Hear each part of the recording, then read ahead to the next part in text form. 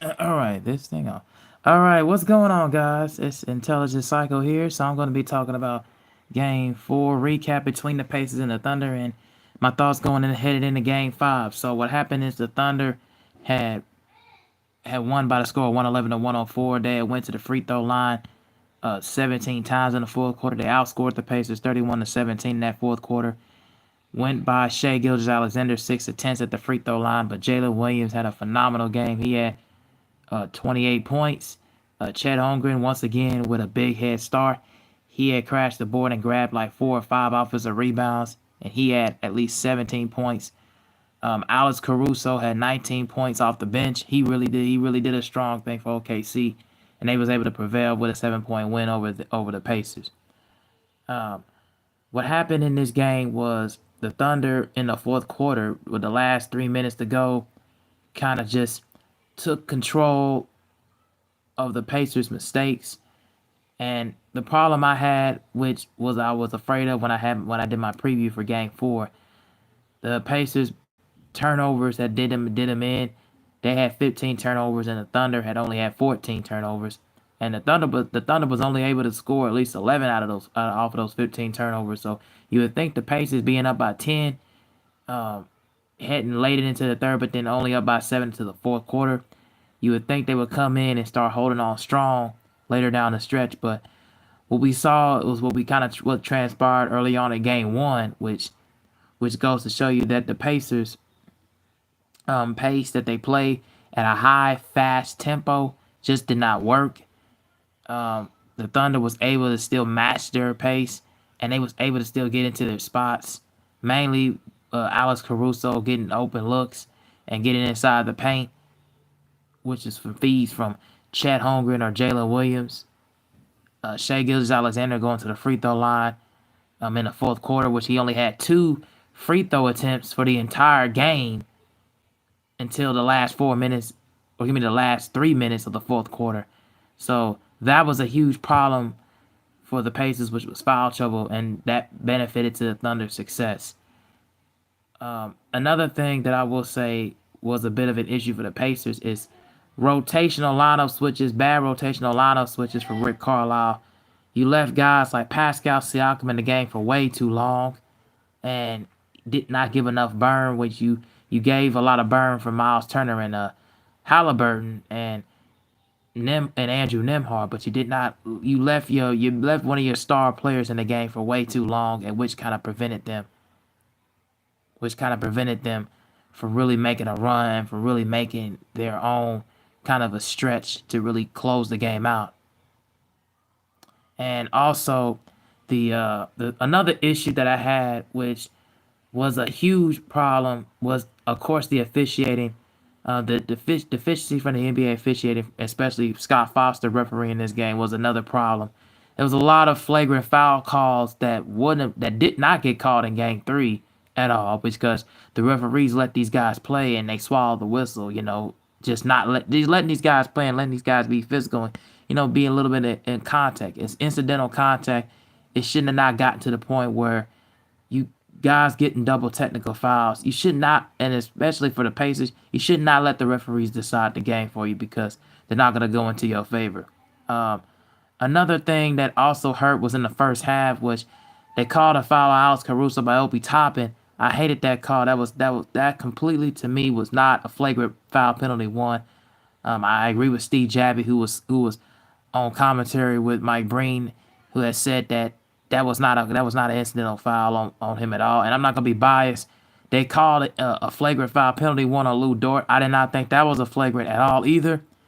I did not feel that way whatsoever. And to me, that just goes to show you that like I said, you don't want to let the game be decided by the officiating, especially in the first half and then later on down in the fourth quarter, because they will come in and they will decide to screw a team over, and that's just the bottom line.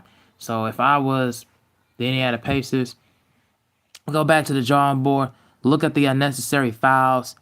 I would not even say physical. Don't be as physical or try to throw content, but don't make it so obvious to the point. Especially if you're Aaron Naismith when you're guarding Shea, or if you're guarding Jalen Williams. Don't make it so obvious to the point where they want you to draw contact, and you're actually giving it to them what they want, giving to them what they want. For Benedict and then especially Benedict Mathurin, who also was not in the game, should have got a lot of burn, should have got a lot of minutes, but he didn't until the last minute and 30 seconds to go in the fourth quarter. So when he went to the free throw line, he was completely ice cold. Again, that goes into my main point. Carlisle's bad rotations, bad lineup changes. He did not give enough burn to a few guys off the bench, and he didn't really give enough a lot of rest for Pascal Siakam. So by the time he came back during the last 3 minutes of the game, he was completely dead tired. He was exhausted. He gave it as much as he can. But that just goes to show you that Rick Carlisle is gonna have to work on a lot of lineup changes and a lot of lineup adjustments. So that kind of goes to show you what was the big problem and a big no for me. Also, getting back to what I was saying about the Thunder and why and how they won. Of course, the officiating and the calls went in their favor down the stretch in the fourth quarter. But the thing is, for the Thunder, is they knew how to execute. And like I said, the Pacers ran their pace up so much, which the Thunder was able to get a lot of burn and get a lot of rest.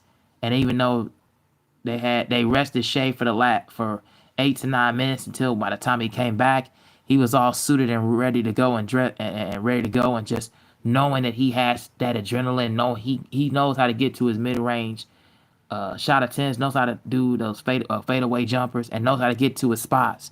So that was the main thing that prevailed the Thunder to win it over them. So the keys for Game 5, if you're the Thunder, is try to get off to an earlier head start, and also get quality looks at the basket so that way it can open up for your 3-point attempts. Because I've seen the Thunder just doing kick and pull out and kick and shoot and kick and shoot and pull out and kick and shoot for threes. That's not always going to get it done for you. That's the thing that they need to work on. Is try to like get to your open looks at the three, but get them open and get them early. But if it's not an open early 3-point attempt, a 3-point shot, and if it's contested, try to drive to the basket, or if not, try to do an easier hook, a floater if you're Shea, and Jalen Williams get to the basket and try to draw contact.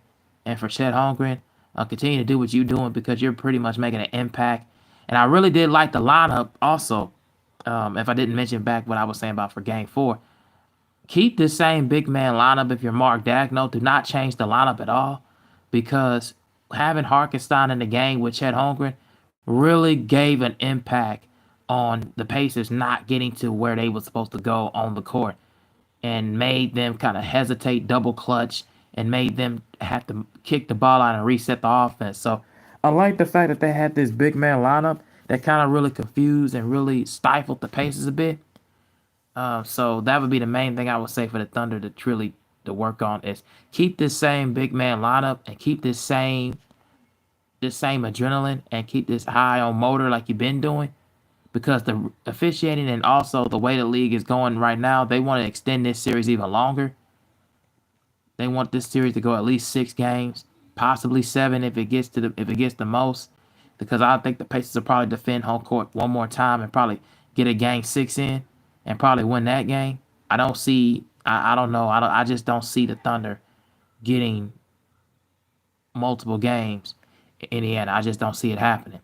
I think the officiating and the way the league is going about it at this point, they want to get more revenue, they want to get more money. So I think that's kind of why they want this series to go even longer as they should. So I would say for me, for the Thunder, don't change what got you here. Just continue to run your pace, continue to run your sets, and continue to do what you did to get here. So that'd be the main thing I would say is make sure that you guys are running your sets, running your plays, and don't try to be one-on-one isolation basketball, because that's not going to always work at all. So continue to make the game easier for you. Don't make the plays and don't make the game more difficult for you. And also, I like the fact that they got Kendrick Williams off the bench, Isaiah Joe more minutes. They need to get Isaiah Joe more minutes. I like the fact that they gave Isaiah Joe minutes in Game 3 and also in Game 2. But they played Kendrick Williams a lot, and also they played Aaron Wiggins. So that'd be a main thing I would say. Continue to try to go into 9 to 10 deep lineup. Hell, sometimes even 11 to try to play some guys off the bench that can really provide you some buckets to really give you go to get yourself going. So that'd be the main thing I would say for the Thunder. For the Pacers, they have got to make a whole lot of changes as far as their play style, their pace. Yeah, run up the floor and kind of tire them out if you're the Pacers, but don't try to commit unnecessary fouls and try to be abusive and try to get so much contact. Continue to try to get the next man open and get your guys going. Opie Toppin, I love the way he played in last game. And McConnell, I like the way he played in game 3. Game 4, didn't really get as much playing time, but I like the way he played. He gave me something. Gave a lot of fans something to look forward to, man. Gave the fans get the fans rejuvenated. So I like the way he gave off putting together a really good drive and determination. Halliburton, I like the fact he did go inside the paint and finish more at the basket, at the rim, and draw contact because he hasn't been to the free throw line at all in his entire NBA Finals series. So he's gonna have to drive more to the basket, get more contact, get to the free throw line because the call's not gonna go in his favor, especially when he shoots threes, especially when he's not in rhythm because he was only 1 for 7. So he has got to get going and continue to stay at that pace. Pascal Siakam, continue how you've been doing this entire series besides game 2. And for Miles Turner, he has to get going. He has to establish his presence on the boards, and he has to establish his way of getting boards, offensive rebounds, putbacks, layups. If he gets an open off of the pick and roll screen, you go to the basket. Don't even try to settle for a jumper. Go to the basket. That's all I can say for him. And for Naismith and Nembhard, continue to lock down and try to continue to give different matchup looks for Shea and Jalen Williams. That would be the main thing. Take away Jalen Williams, his drive to the basket, because he seems like he gets everywhere on the court. If you take away his basket and his drive and force him to make mistakes and errant turnovers, and then the same thing with Lou Dort, you pretty much got the Thunder in this series. I think that the Pacers tonight will be ready and motivated and focused because they haven't lost back-to-back games this entire postseason, and I don't even know if it's going to continue to start tonight. So I don't know if that's going to happen. But if the Thunder somehow come in next game and be on fire, it's going to be a long night for them.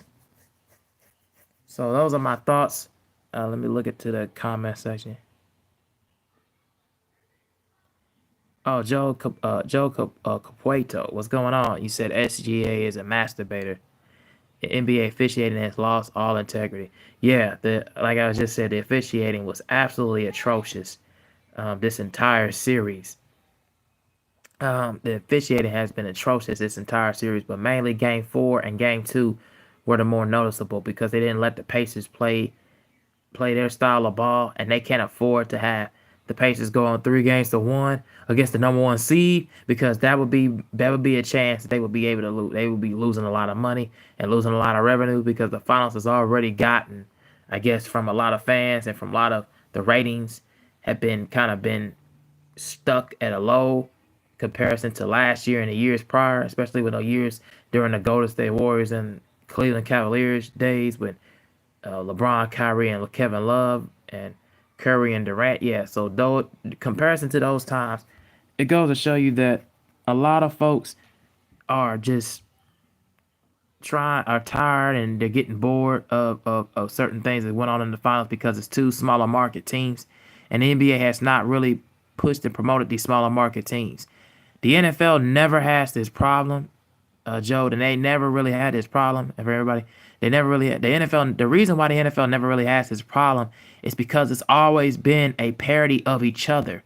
You never see the same teams that have been promoted by a league, go back to the championship. Now, granted, you always had opportunities where the Baltimore Ravens were competing with the Chiefs, at home at M&T Bank Stadium. You saw that. You saw that the Buffalo Bills, whenever they faced the Chiefs in the divisional round or even the AFC Championship game twice, they, besides the one during the pandemic years, they was able to compete with the Chiefs. They was able to give them, something level on the playing field. And in the NFC side, and for the NFL, the NFC side, you never know who come out of there. Never know it was the 49ers or the Eagles. You never know. The NFL never really has this problems because they generate millions of dollars just like the NBA and Major League Baseball and whatever. They generate millions. So they never really had this problem. With the NBA is you got poor structure, a marketing structure because they don't know how to push their teams properly. And the reason why that is because they so much is invested on with this face of the league, this one player being the face of the league. They don't know how to match the quality of other sports as far as what they believe and what they think is the best decision to promote that new face.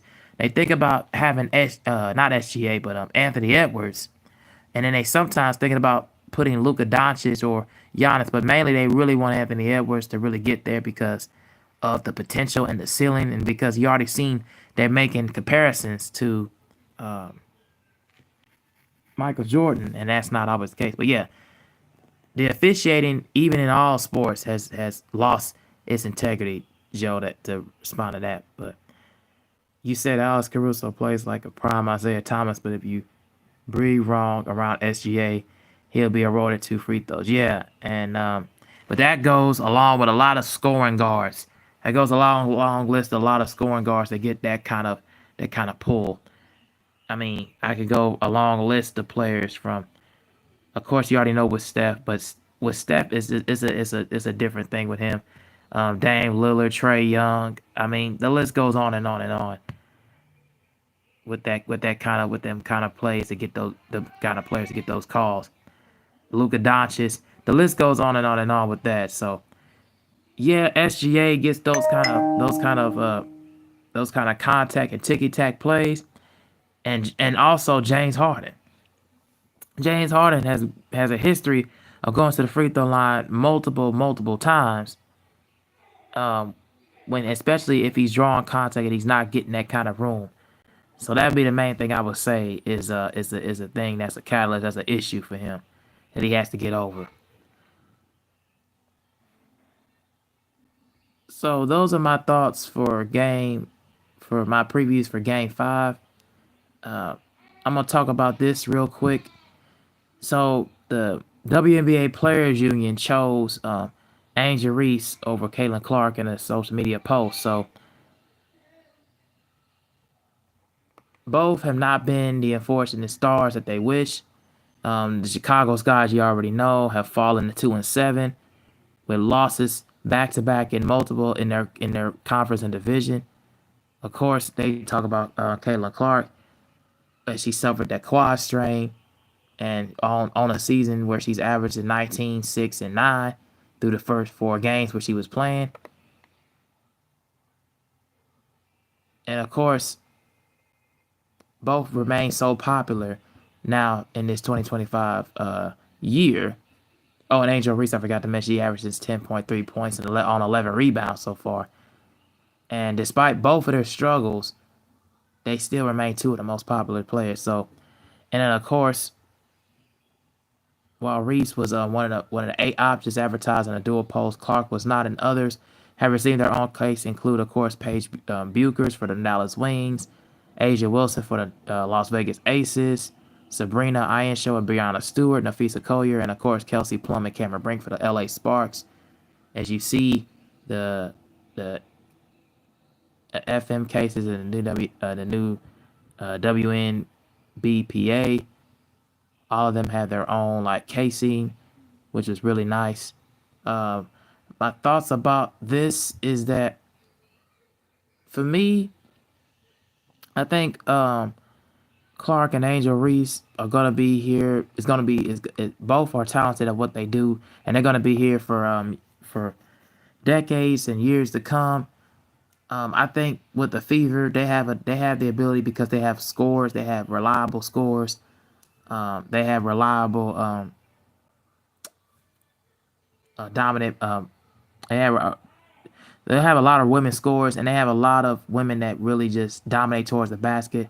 Of course, Natasha Howard and Aaliyah Boston. So that makes and also with Sophie Cunningham coming back, which didn't even get mentioned, along with Caitlin Clark's return, that really helps her out. With the Sky, because of the bad coaching from Tyler Marsh, It's not helping, and it also with the fact that Camilla and Ariel Atkins and Angel Reese, they just don't seem to have the other surrounding cast that's really helping them really to get them over the top to really what they supposed to be going for. And I really feel like the struggles because they terrible their interior paint defense for the Chicago Sky is terrible. They don't really know how to get attached to shooters, and I've seen in games, especially when they did against the Fever and then what they did against the Atlanta Dream, they just don't have players that are attached to scores and attached to shooters enough, and that's really the main problem. And of course, Angel Reese, I'm always hearing in the media that she needs to develop a three and she needs to develop a 3-point shot, a really outside perimeter game, which that's the dumbest thing I've heard. She don't need to do all that. She needs to continue to do the things that like she's been doing. But also, they really need to start feeding her more in the post so that way she can get her abilities to score and really get off of pick and rolls and really get her inside the paint, inside the basket. That would really be the main thing I would say that she needs to go on and continue on the remaining of the season. But really, she needs to get out of Chicago Sky, bro. I think her time with the Sky, with the Chicago Sky, because they're not looking to really improve the roster. They're not really looking to make adjustments and rotation switches to help her out. I think that's a thing that they really need to work on. Oh, hey, what's going on, Nate Shepard? You said I still got the Pacers to win the series. I mean, if they win Game 5, I don't see them losing Game 6 at home. I don't see them losing Game 6 at home because the Pacers notorious they look like the better team, but just didn't execute down the stretch. I think if the Pacers somehow win Game 5 on the road, because the Pacers are Road Warriors. I think they're like 7-2 on the road. If I'm not mistaken, they're 7-2, 8-2 on the road. They don't really lose a lot of road games. So that would be the main thing I would say that be a main thing. But they really have to slow the pace down to me, and they really got to focus on their offensive game and really get Pascal and Miles Turner going. So that would be the main thing I would say they need to work on.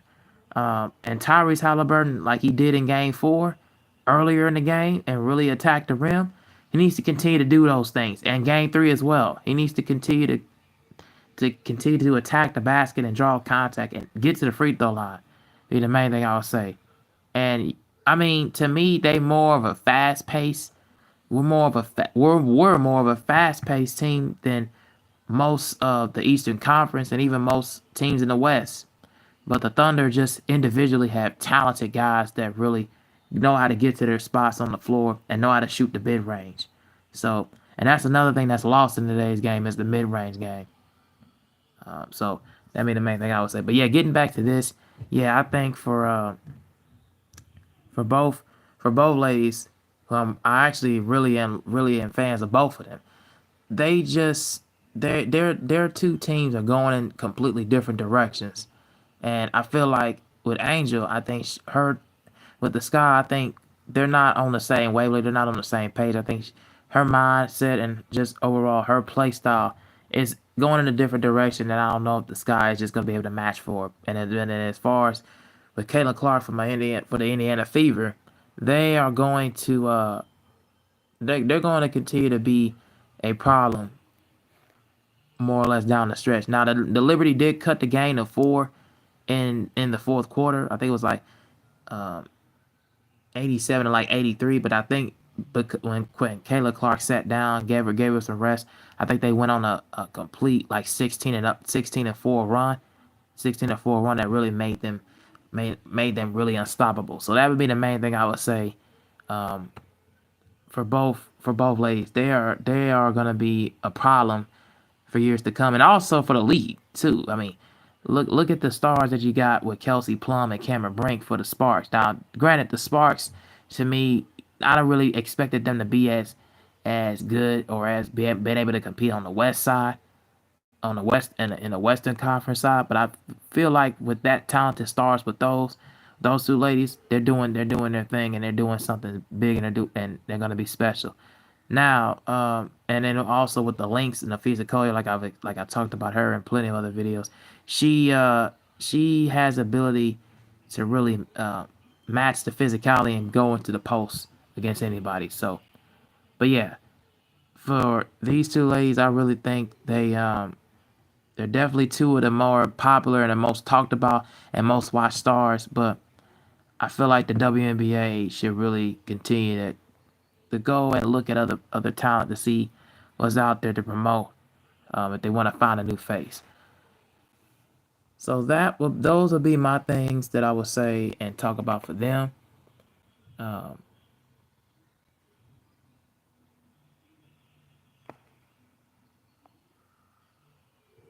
it's real quick. Oh wait, hold on. Oh, I'm trying to do that.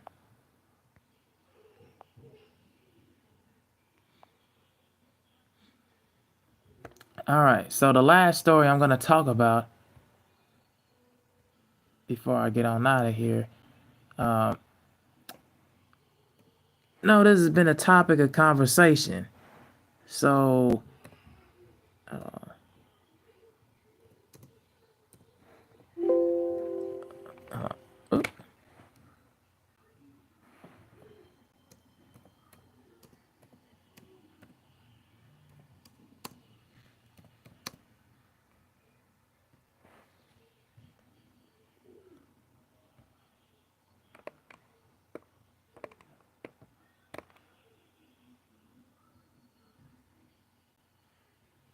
All right. So let's just talk about this real quick because I just thought that this is absolutely hilarious. So Kendrick Lamar did the 2 days in Toronto show for in Drake's hometown in Toronto, Canada, where he was so-called the ambassador, right? So he had did two concert shows there, and especially in I think, and he also was one of the first artists, first rappers, and first musicians to actually sell out and take absolutely by storm and perform it at the Rogers Center, which sold out most of the entire crowd, which not even Drake could do in his own hometown, and especially at the Rogers Center. And also, Kendrick had a standing ovation after he performed "Not Like Us," which still a year and some change so later, is still one of the most talked about diss tracks of all time,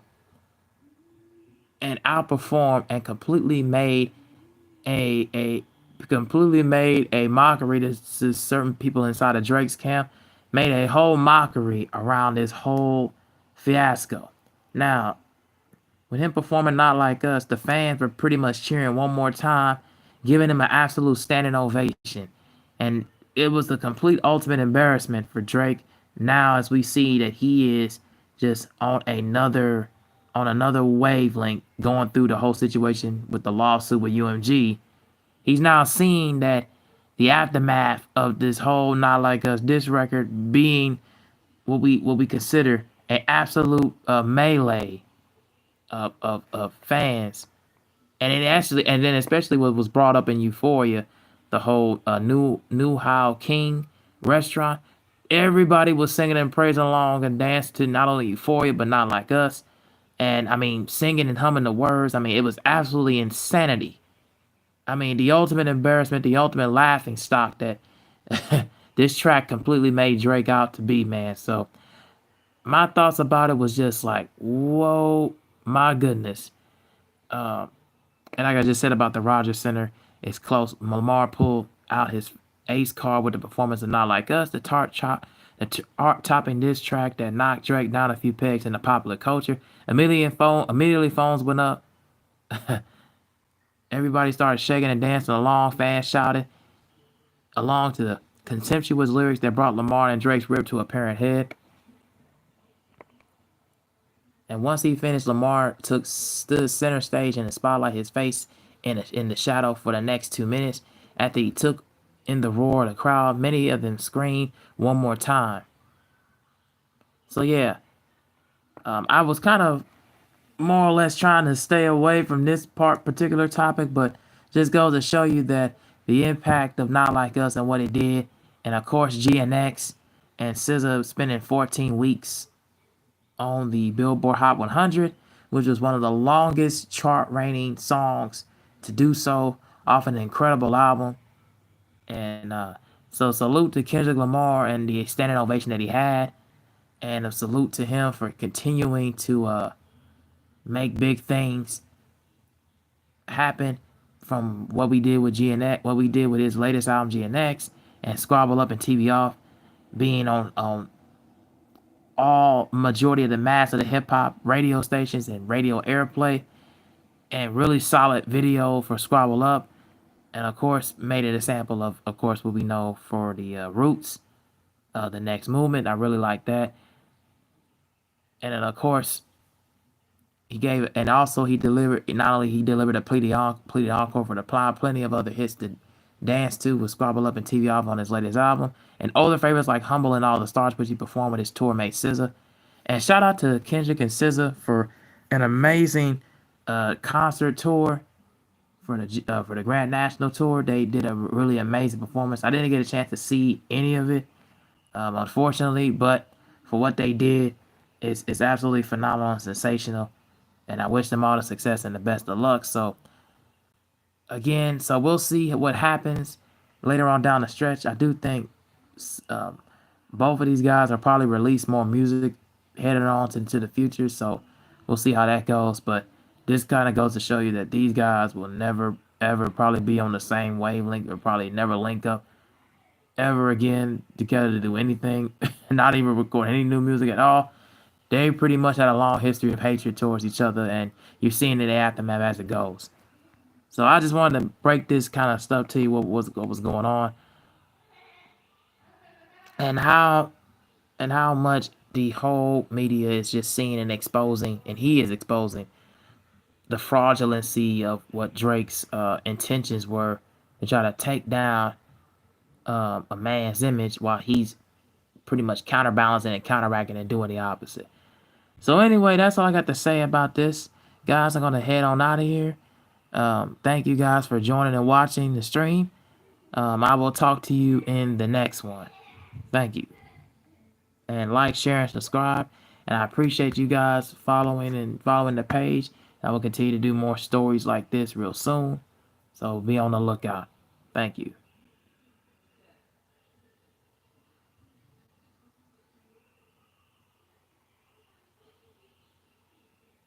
Oh, and leave a comment. Oh, also, and I forgot to mention to you guys, leave a comment on what you think about all these stories as well.